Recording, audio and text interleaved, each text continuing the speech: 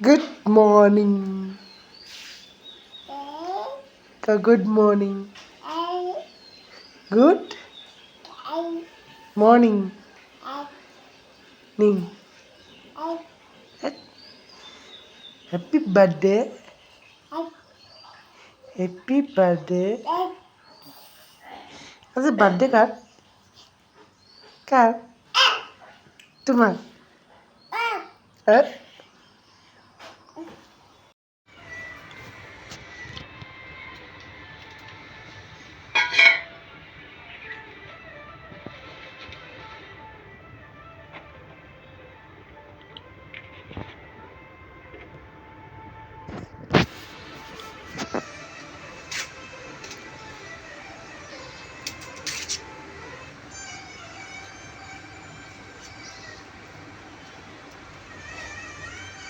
দাখন অসুবিধা হৈছে নেকি কটাৰী আনি দিওঁ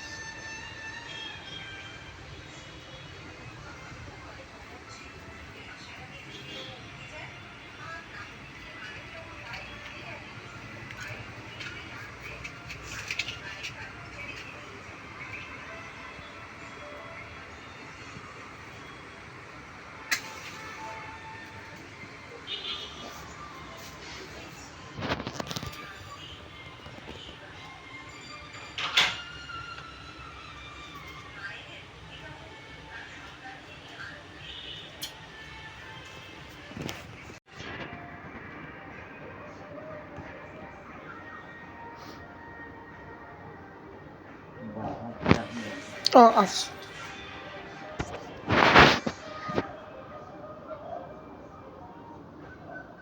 ओम श्रीमान तम बड़ा हरि भगत जन कल्पति काहिता भी हमारा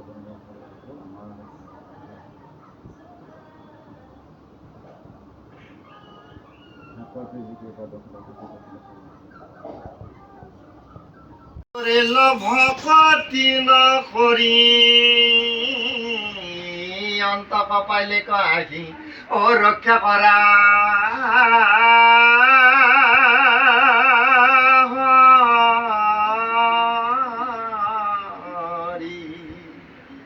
কি কৰিলো ও ভকতি নকৰি অন্তক পাইলে ৰক্ষা কৰা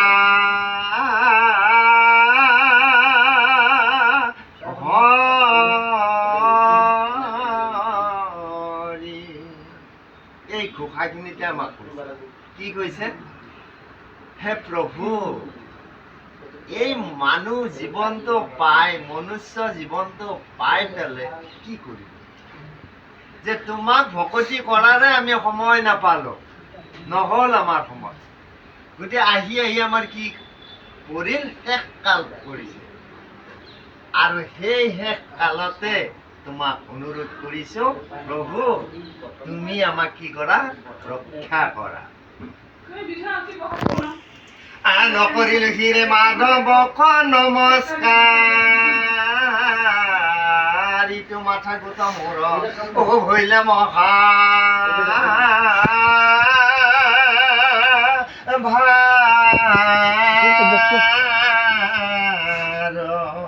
কৰ্ণ দুই আচন্তে আনো শুনিলো হৰিৰ কথা অ দুগুটা গৰ্তৰ ভাৰ বহিলো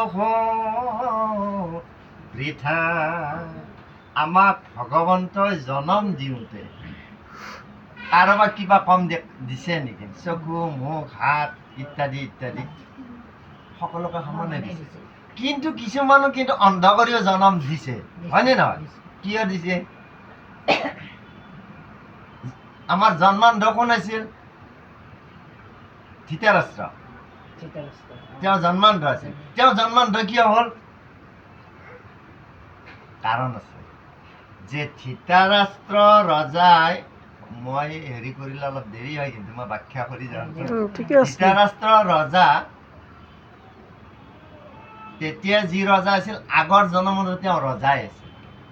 গতিকে যেতিয়া ৰজা আছিল, ৰজাৰ কি যে ৰজাৰ হ'ল প্ৰথম তেওঁ পহু চিকাৰ কৰি ভাল পায়, পহুৰ মাংস খাই ভাল পায়। আৰু সেই ধৃতৰাষ্ট্ৰ ৰজাই সৈন্য সামন্ত লৈ পেলাই তেওঁ পহু চিকাৰ কৰিবলৈ গৈছিল। দিনটো আছিল ঠাণ্ডাৰ দিন।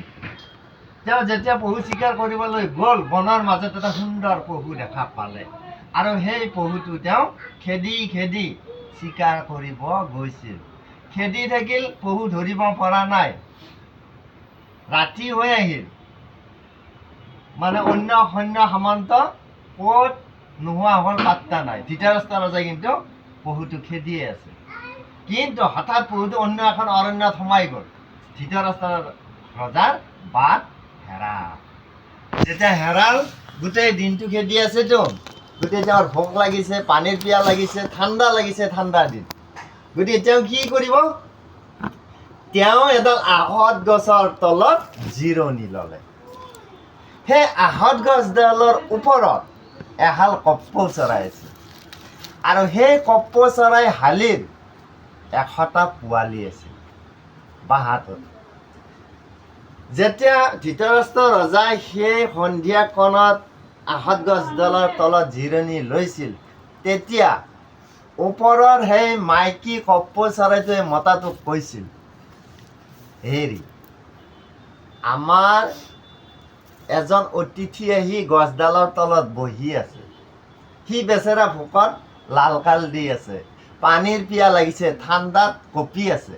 গতিকে আপুনি এটা কাম কৰক, অকণমান জুই আনি তাক দিয়ক, তাক ঠাণ্ডাটো কমচে কম নিৰাময় হওক। মাইকীৰ কথাত মতা কপৌটো উৰি গৈ পেলাই কৰবাৰ পৰা অকণমান জুই আনি ধৃতৰাষ্ট্ৰৰ ওপৰৰ পৰাই আগত পেলাই দিলে। যেতিয়া পেলাই দিলে, ধৃতৰাষ্ট্ৰ ৰজাই দেখা পালে যে এইটো জুইচোন। সি খৰি চৰি আনি জাপি দিলে, জুই উঠি গ'ল। যেতিয়া জুই দপ দপ কৰি উঠিলে, তেতিয়া তাৰ ঠাণ্ডাটো কমিল। কিন্তু ভোকটোতো আৰু জুয়ে কমাব নোৱাৰে। গতিকে ভোক লাগি আছে। মতা চৰাইটো যাই বাহাত পৰিলে।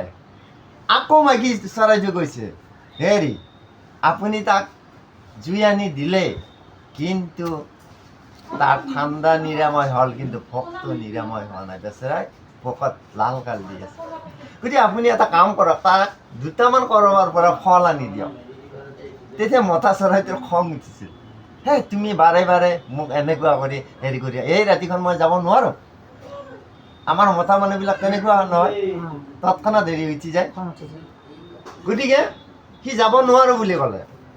যেতিয়া যাব নোৱাৰোঁ বুলি ক'লে, তেতিয়া মাইকী চৰাইটো কৈছিল, আপুনি যদি যাব নোৱাৰে তেতিয়াহ'লে ময়ে যাম, মই লাগিলে মৰি যাম, তথাপিতো কিন্তু তাক অকণমান খাদ্য আনি মই দিম। তেতিয়া মতা চৰাইটো ভাবিলে, মই 100টা পোৱালি মই কেনেকৈ ৰাখিম? কাৰণ সন্তানৰ মূল্য মাইকীহে বুজি পায়, পুৰুষেতো বুজি নাপায় সিমান। গতিকে তেতিয়া মতা চৰাইটোৱে ক'লে যে ঠিক আছে দিয়া, ময়ে যাম। এই বুলি মতা চৰাইটো উৰি গুচি গ'ল ফল আনিব।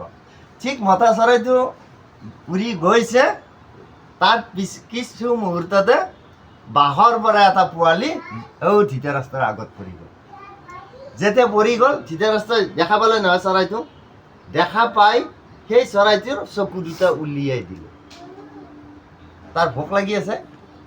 তাৰপিছত আকৌ সি গছডালৰ ফালে চালে, এইটো পোৱালি পৰিল মানে গছডালত আৰু চৰাই আছে। ধৃতৰাষ্ট্ৰ ৰজাই উঠি গ'ল।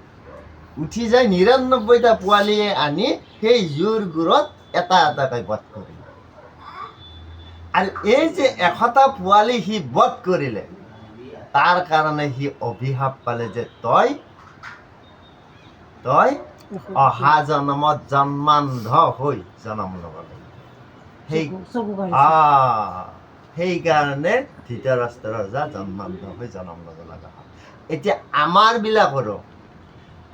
বিলাকৰো যদি সেইকাৰণে সংসাৰ কৰাৰ পিছত মাক দেউতাক সাৱধান হ'ব লাগে, যাতে আমাৰ কৰ্মৰ কাৰণে সন্তানে দুখ নাপায়। তাৰে এটা উদাহৰণ আছে নৰকাসুৰ।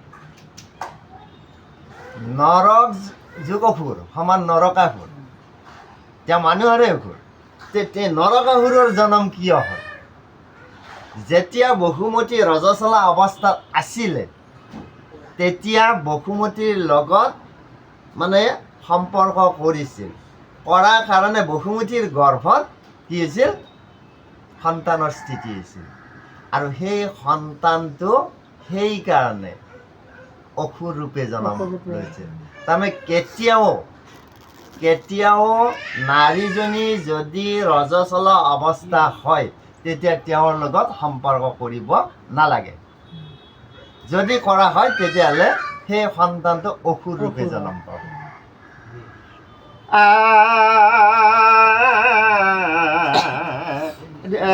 জিহ্বা মোৰা আচন্তে লৈল ৰাম নাম, দাদুৰীৰ জিভা যেন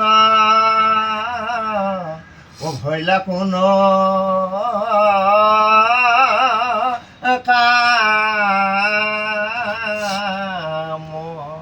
এতিয়া আমাক কৈছে যে ভগৱানে আমাক মানুহ হিচাপে জন্ম দিয়াৰ পিছত আমাক দিয়া নাই কি? চব দিছে। কৈছে এই মূৰটো দিছে, দিয়া সত্ত্বেও যে ভগৱানক আমি এবাৰো মূৰটো ধোৱা নাই, কৈছে তেতিয়াহ'লে এইবিলাক আমি মিছামিছি দেখাত লৈ ফুৰিছোঁ। আৰু কৈছে কাণ দুখন দিছে, এই কাণ দুখনেৰে যদি ভগৱানৰ গুণানুকীৰ্তন জীৱনত কেতিয়াও শুনা নাই, তেতিয়া কৈছে এইবিলাক মিছামিছি ভাৰ লৈ আছে। এতিয়া আকৌ কৈছে জিহ্বা মোৰা আচন্তে লৈলো হৰিৰ নাম, দাদুৰীৰ জিহ্বা যেন ভৈলা কোনো কাম। দাদুৰী মানে ভেকুলী। কৈছে যদি জিভাখন থকা সত্ত্বেও ভগৱানৰ গুণানুকীৰ্তন কৰা নাই, তেতিয়া কৈছে এইখন জিভা ভেকুলীৰ জিভা নিচিনা, কাম নাই। নেদেখিলো নয়নে প্ৰভুৰ যেন ৰূপ, সম্মুখে জানিলো দুয়ো আখি অন্ধ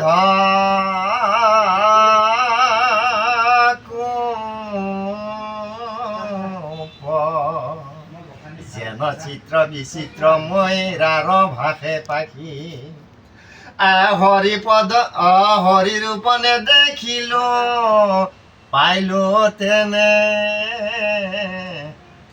আখি। কৈছে জীৱনত বহুতো ৰং চঙীয়া কাপোৰ পিন্ধিলো, দামী দামী কাপোৰ পিন্ধিলো, কিন্তু ভগৱানৰ ৰূপটো দেখা নাপালো। কিয় নাপালো? যে তেওঁৰ প্ৰতি মই এবাৰো ভাবিবৰ সময় নল'লো। আৰু সেইকাৰণে কৈছে হৰি পদ তুলসীৰ নললো ঘ্ৰাণ, জীৱন্তে মৰিলো নাখা হাতীৰ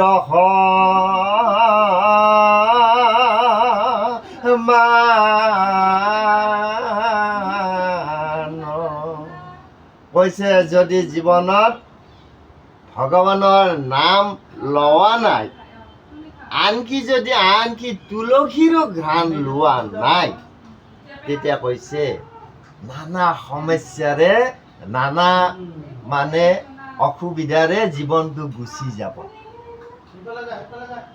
কিয় কৈছে? জীৱনতে মৰিলো নাখা ভাতীৰ সমান। ভাতী মানে কি?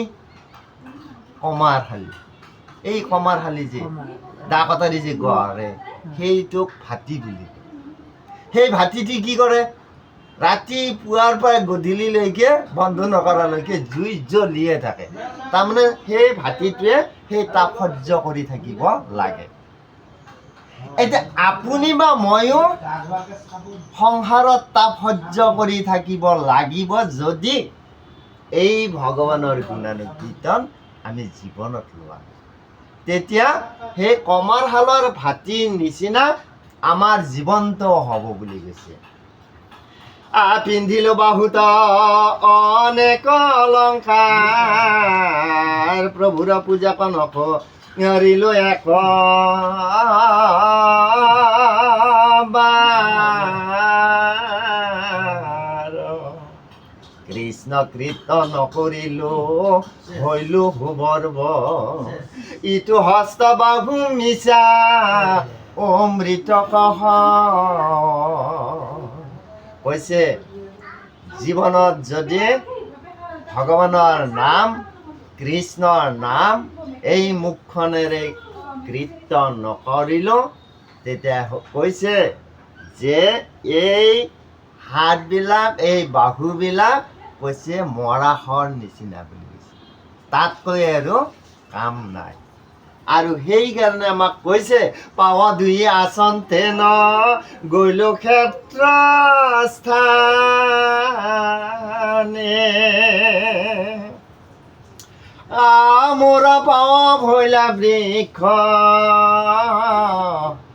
অহিপাৰ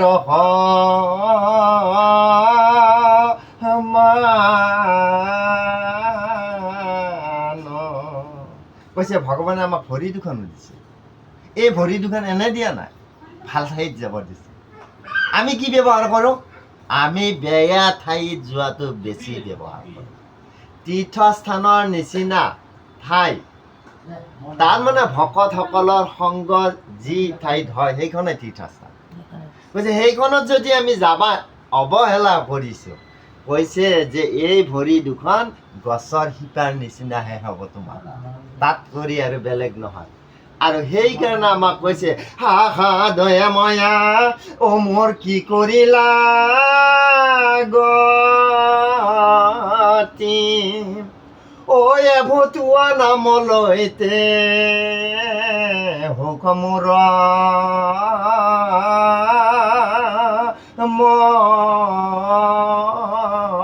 মতি।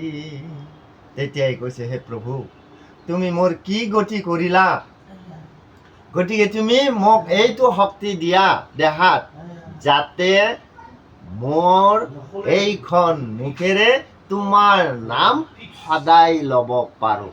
এই শক্তিকণহে যাতে তুমি মোক দিয়া।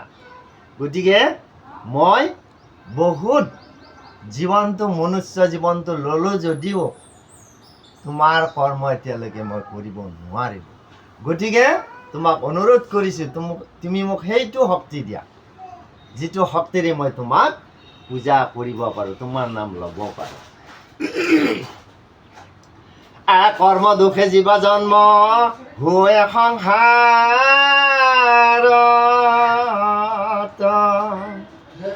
তাতো নচাৰ কচিত তুৱা চৰা নত, সদায় গোসৰাম হো নাম মোৰ মুখে, সংসাৰ সাগৰে তেবে অ তৰ মহা সুখে। প্ৰভু তুমি যদি মোক সেই শক্তিকণ দিয়া, সদায় যদি এই মোৰ ফটা মুখখনেৰে ৰাম নাম কৃষ্ণ নাম এইবিলাক শব্দ আহি থাকে, এই শক্তিকণ দিয়া যদি, তেতিয়াহ'লে মই অনায়াসে এই সংসাৰৰ পৰা তৰিব পাৰিম বুলি কৈছে। সকলো জগতত যো অ মায়ায়ে মোহিত,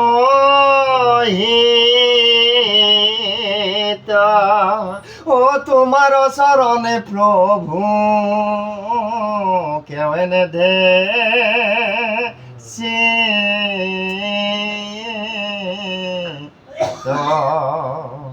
কৈছে হে প্ৰভু যে তোমাৰ ওচৰত যে কোনেও মন দিব নোৱাৰে, ইয়াৰ কাৰণ আছে। কি আছে? যে তুমি আমাক সকলোকে মায়াই দি বান্ধি ৰাখিছা। তাৰমানে আমাক জন্মটো দিয়াৰ লগে লগে বেয়া বস্তুটো তুমি আমাক দিছা, মায়াটো দিছা। গতিকে সেইকাৰণে তোমাক মায়াৰ কাৰণে তোমাক সকলোৱে মানে ভাবিব নোৱাৰে, তেওঁলোক মায়াত আবদ্ধ হৈ থাকে। পুত্ৰ ধাৰা নিগৰে বান ধিলো দুই ভৰি মৰতে আছো তভু বোলো হৰি। কৈছে আমাক এনেভাৱে বান্ধি থৈ দিছে মায়েদি যে আহি আহি আমাৰ শেষকাল পৰিছে, মৃত্যুৰ সময় আহিছে, বিচনাত ছটফটাই আছো, কিন্তু সেই ল'ৰাৰ মৰম এৰিব পৰা নাই, সেই বোৱাৰীৰ মৰম এৰিব পৰা নাই, ঘৰৰ মৰম এৰিব পৰা নাই। সেইকাৰণে কি কৈছে যে ইয়াতে কষ্ট ভোগ কৰি থাকিব লগা হৈছে।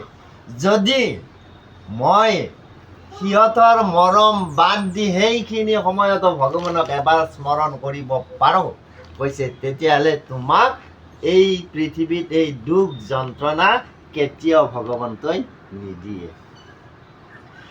দুৰ্লভ মনুষ্য জন্ম ভাৰতত পাইলো, তোমাকনে হেবি বৃথা অ জীৱন গুৱাইলো।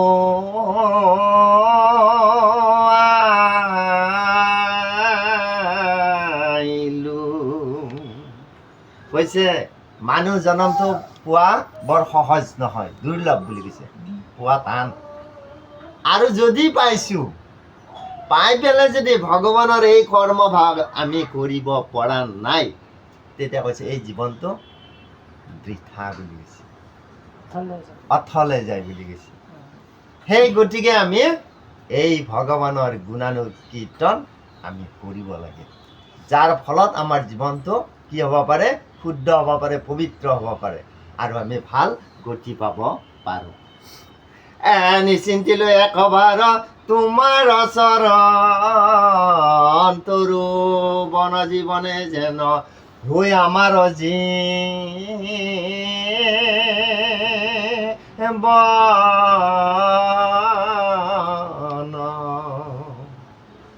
বিষয়ত মোহ ভূঞা কৰিলো, তাৰ ফল শ্ৰীগালচা নৰ ভৈলা জু। কৈছে তোমাৰ নাম যদি এবাৰো ল'ব পৰা নাই, তেতিয়াহ'লে এই গছ লতাৰ নিচিনা মোৰ জীৱনটো। আৰু কৈছে যে যদি বিষয়ত আবদ্ধ হৈয়ে থাকিছোঁ গোটেই জীৱন, তাৰ ফলত কি হ'ব, মই হয়তো গাধ, শিয়াল, গৰু, ছাগলী, কুকুৰ, মেকুৰীৰ নিচিনা মোৰ জন্ম হ'ব পিছত। গতিকে সেইকাৰণে আমি এইবিলাকৰ পৰা আঁতৰি আহি তেওঁৰ নাম ল'ব লাগিব। এতিয়া এইখন ঘৰ সদায় ঝাৰু দিয়ে নে নিদিয়ে? দিয়ে। কেতিয়া দিয়ে? ৰাতিপুৱা আৰু গধূলি। কিয় দিয়ে? ভগৱানৰ নাম লোৱাৰ কাৰণে, আৰু লেতেৰা হৈ থাকে। এতিয়া আমাক কৈছে যে তুমি যেনেভাৱে ঘৰখন ৰাতিপুৱা এবাৰ গধূলি এবাৰ ঝাৰু দি পৰিষ্কাৰ কৰা, ঠিক তেনেকুৱা কৰি শৰীৰটো আমি দুবাৰ ঝাৰু দিব লাগিব। শৰীৰটো ঝাৰু দিয়া ঝাৰু পাত আমি পাম ক'ত? আছে? তো মনতে আছে, তো নিজৰ ঈশ্বৰৰ কথা যদি ভাবোঁ দুবাৰ কৰি, তেতিয়া কৈছে যে শৰীৰৰ ঝাৰু দিয়া ঝাৰু পাতো আছে, সেই পাত ঝাৰু হৈছে মোৰ নাম একান্ত মানে শুদ্ধভাৱে ৰাতিপুৱা আৰু গধূলি দুবাৰ স্মৰণ কৰিবা, তেতিয়া গোটেই শৰীৰটো ঝাৰু মাৰাৰ নিচিনা পৰিষ্কাৰ হ'ব। ভৱ তৰিবাৰ নাও লভিলো হৰিৰ, বিষয় বতাকে পায়া ও কৰিলে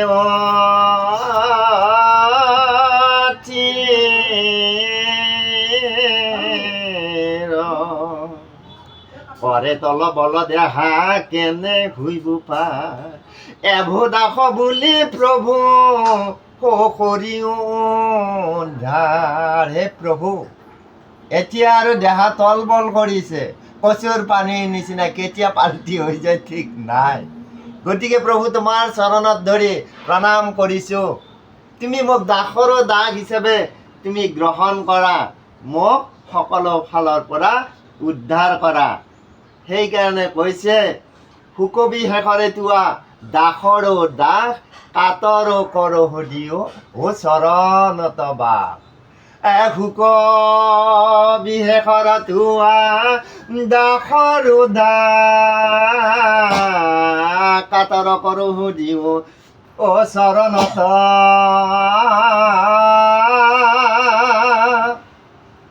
বাস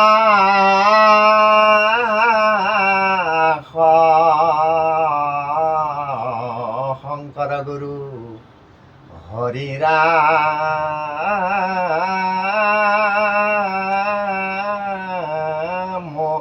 ও ৰাম ৰাম কৃষ্ণ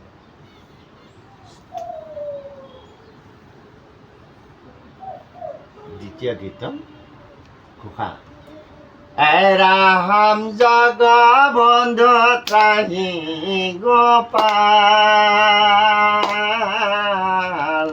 দাস উদ্ধাৰিও দীন দয়াল ৰাম জগবন্ধু ত্ৰাহি গোপাল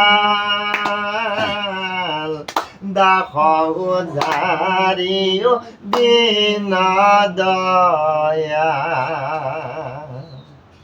কৈছে হে প্ৰভু তোমাক মই কি কৰিছোঁ চিঞৰি চিঞৰি মাতিছোঁ চিঞৰি চিঞৰি কৈছোঁ হে গোপাল তুমি মোক কি কৰা দাসৰো দাস হিচাপে লৈ পেলাই উদ্ধাৰ কৰা মই দীন দয়াল বুলি কৈছে কৈছে তুমি ইমান কৰুণাৰ সাগৰ তুমি দয়া কৰা সেই দয়া কৰা জনে মোক উদ্ধাৰ কৰা প্ৰভু তোমাৰ চৰণত ধৰি মই প্ৰণাম কৰিছোঁ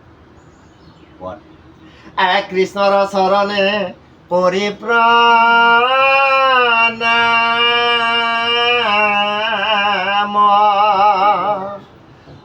পদ্ম পুৰাণৰ সহস্ৰ নাম আমি বিচাৰিব কীৰ্তন গুণী পাতকৰ হুয়নি কৈছে ভগৱানৰ চৰণত প্ৰণাম কৰি পেলাই কৈছে যে এইটো আজি যিটো আমি অধ্যায় ইয়াত পঢ়িছোঁ এইটো হৈছে সহস্ৰ নামৰ বৃত্তান্ত আৰু এই সহস্ৰ নামৰ বৃত্তান্তটো গুৰুজনাই ক'ৰ পৰা আনিছে কৈছে পদ্ম পুৰাণৰ পৰা 18খন আছে পুৰাণ শাস্ত্ৰ আৰু এই 18খন পুৰাণ শাস্ত্ৰৰ ভিতৰত পদ্ম পুৰাণৰ পৰা তেওঁ আনি পেলাই এই কীৰ্তন ভাগীত এইটো আমাৰ লিখিছে আৰু সেইকাৰণে কৈছে ইয়াক যদি আমি কৰিব পাৰোঁ কীৰ্তন কৰিব পাৰোঁ তেতিয়াহ'লে আমাৰ শৰীৰৰ পৰা সকলো পাপ নিশেষ হ'ব পাৰে হৰি নামে পাই সংসাৰ পাৰ সমস্ত শাস্ত্ৰৰ এহিহে পুৰাণ ভাৰত আগমন যত বেদ বেদান্তৰ এহিহে তত কৈছে পুৰাণে পঢ়ক লাগিলে ভাগৱতে পঢ়ক লাগিলে বেদে পঢ়ক সকলোবিলাকৰ তত্ত্বই বুলি কৈছে এই হৰিৰ নাম তাত বাদে কোনো ৰাস্তাৰে আমি গতি পাব নোৱাৰোঁ শুনিও হৰি নাম কেনে ভাল সম্মুখে পাতকৰ যমকাল। ভগৱানৰ নাম শুনিব ভাল লাগে, কিন্তু সেই একে হৰিৰ নাম অসুৰবিলাকৰ কাৰণে শুনিব বেয়া লাগে। বেয়া লাগে। তেওঁলোকে বেয়া পায়, কাৰণ তেওঁলোকৰ শৰীৰত আসুৰিকৰ পৰিমাণ বেছি আছে। বেছি আছে। সেইকাৰণে তেওঁলোকে হৰি নাম বুলি ক'লে তেওঁলোকে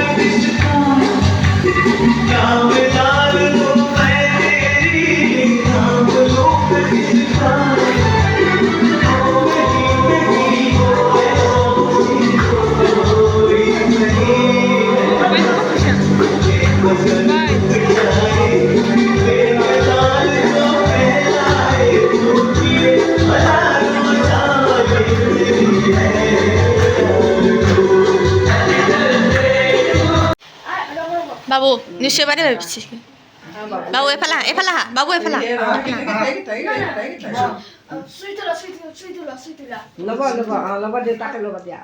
বাবু নচিবা জুইটো ফুক মাৰ দিয়া মা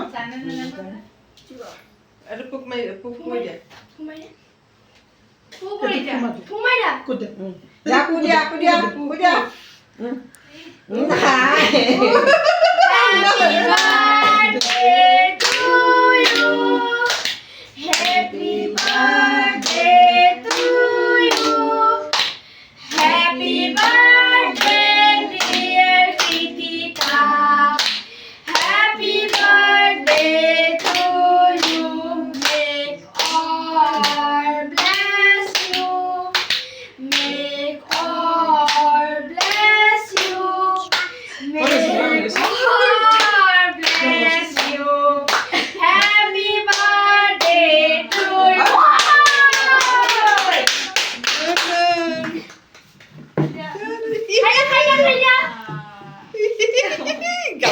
লগাব লাগিছিল তাইক ধৰি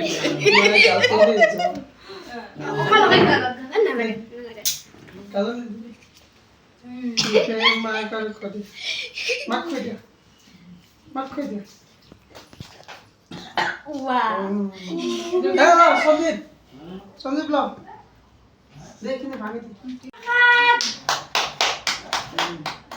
খাই দে মা মই কৈ দিম ইখান লৈ যায় নালাগে বাবু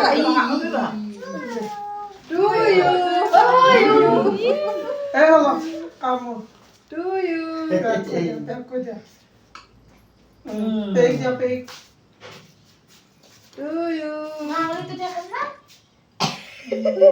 লাষ্ট মই না To you. Oh.